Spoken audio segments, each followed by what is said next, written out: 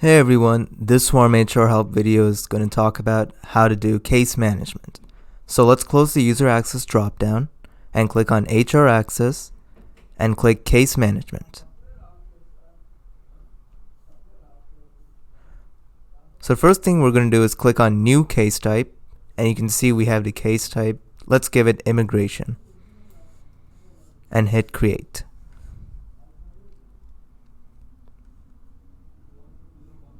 So as you can see, it should be there, and let's click on edit name if you want to edit the case name or the case type. Currently there's immigration. Just add immigration dash dash and we hit update. And again, it should be displayed there like so. And if you want, you could delete it. And it just gives you the warning if you want to delete it or not, and it can't be undone. And yes, we can hit delete.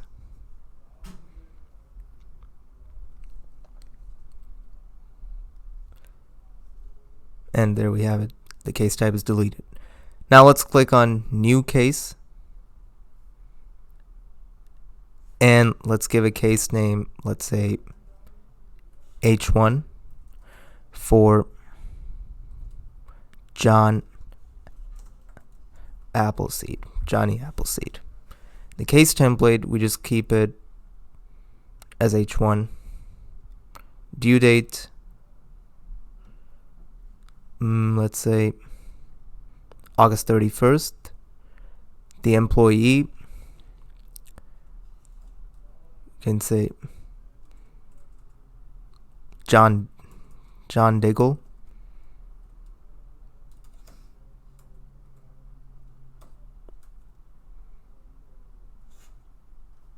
Or John Appleseed. Yeah, okay. You'd want to title your case the type of case it is along with who it's going to apply for, which is why we name the case H1 for Johnny Appleseed, and the case is an H1 and our employee involved is Johnny Appleseed. Okay, let's go to case type and let's select immigration. The panel members, this is again based on the case type. Currently we have no panel members. And the admin, we can say Martin Gupta. We can add multiple admins, by the way. We can also add Snowbanks and Travis Head. And then in sample documents list, you have I-94 passport, employee documents. Just list all the documents that need to be uploaded by the employee. And you have panel member documents, employer admin documents, and other documents. Those are just, again, you gotta list all the documents that's required for the case. Okay, and we hit create case.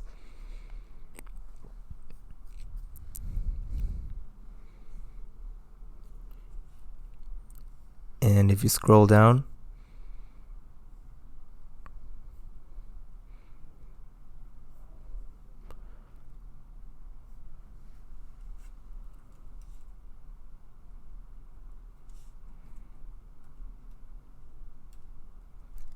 there it is, H1 for Johnny Appleseed.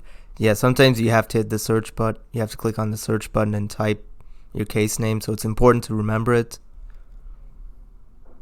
And you see we have the due date. And here are the three buttons. First one, case details.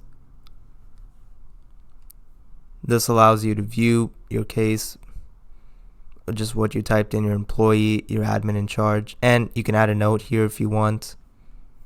Then here are the document list for the case, and then hit upload documents. And the document name, and we have the document type. Let's say visa forms. For document name, let's click on visa and click on upload documents. Attach like a PDF maybe. And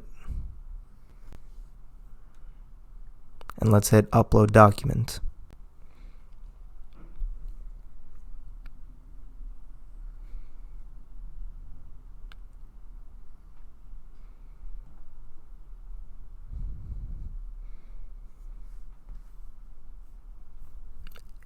and it should be here. Now let's click on view. View, this just lets you view the case document, and we can hit download if we want it in our PC. We also have edit info if we want to change any information, and we can hit update. Let's say visa for case, we hit update.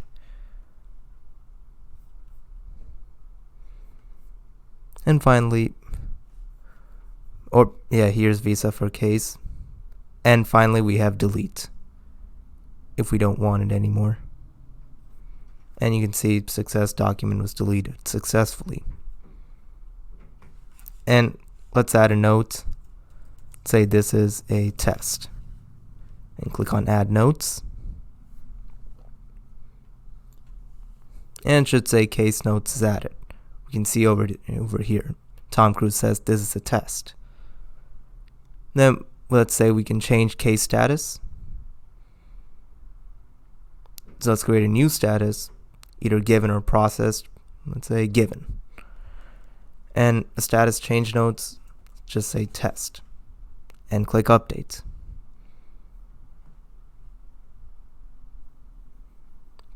So you can see over here, case status is uploaded successfully, and we can see it's given. And then if we want, we can mark the case as complete. And then you can see it in green, the case has been completed. And here are the case activity. Here you can see a history of what has been done with this case, just in case you wanted to look over and see who exactly did what or when exactly certain events took place. And we can close, print, if we want. But we're going to hit close. So, second button, we have case activity. Again, this is the same list that we saw before. It's just also accessible from this screen. And finally, we have edit case, which again allows you to edit the case information, change anything that you want.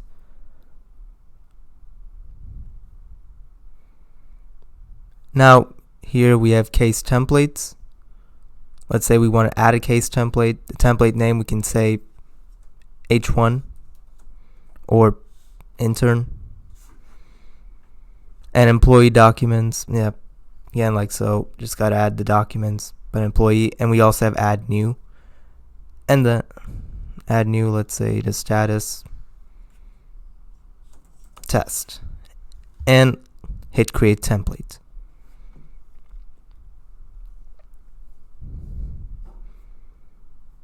And if you go to the bottom, we should see intern. Here's all our information that we put. Obviously, these fields are blank because we didn't put any user documents in. But again, if you actually wanted these case templates to work, you would have to list what kind of documents you wanted for the user or the admin or anything like that. And here we have completed cases. The options for this are similar to the other one. The only difference is you can reopen cases, where if you hit the reopen case button, the case will reopen itself and you're still allowed to edit things on it. But other than that, it's similar to the previous dropdown. Once you hit reopen case, the case will show up in active cases. Suppose we want to create another case. Let's click on the button New Case. So in case name, let's give a case name such as H1B Gokul test. And the case template, we can keep it as transfer request 23. The due date, let's say August 13th. The employee, we can just say the admin, Tom Cruise. The case type, let's say H1B. The panel member, again, we can say Tom Cruise. And the admin, we can say Kristen Brack. And then we hit create case.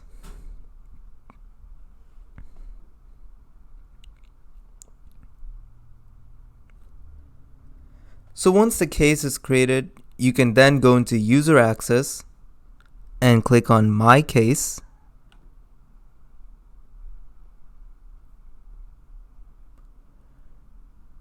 And underneath active cases, you should see H1B Gokul test, the one we just created.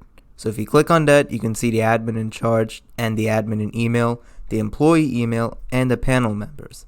Now you have two different buttons over here. The first button is case details.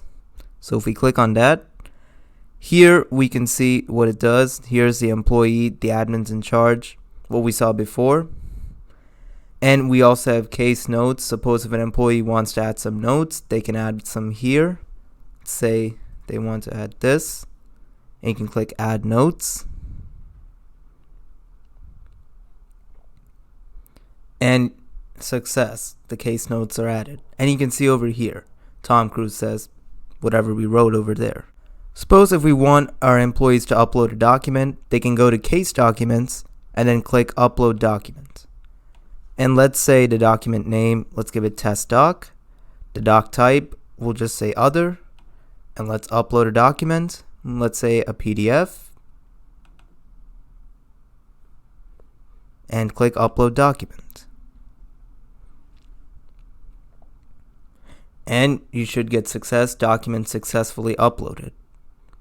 You can see over here test doc. So if you want, you can view it over here. Again, this just views the PDF.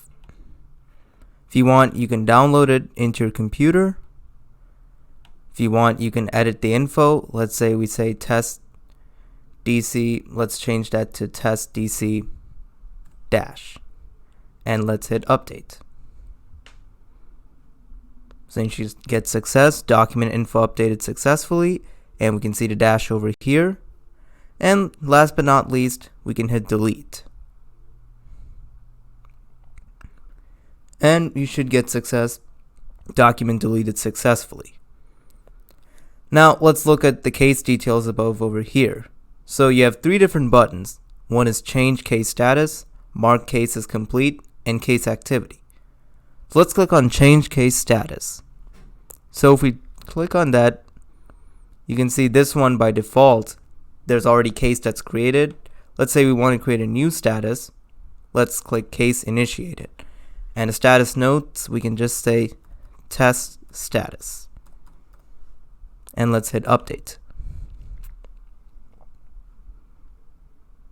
So there you should get case status updated successfully.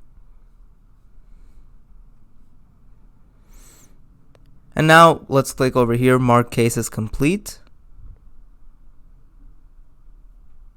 And you should get this case has been completed. And we can still view the documents, but we cannot modify and delete the documents because we already marked it as complete. So in other words, it's been submitted. And lastly, we have case activity. If we click on that, that just allows you to view the activity in a detailed table. You can see over here the case status for case, the one we created, when the activity time was created, and who it was performed by. In this case, it's the admin, Tom Cruise. And it also follows for the rest of the activities below. And if we want, we can also print it. Let's hit close. And let's go back. So again, for the completed cases, these are cases that are already been completed. Again, these follow very similar to what we saw in active cases. If we click on case details, and if we click on view case activity, again, it should just show you pretty much the exact same thing as before.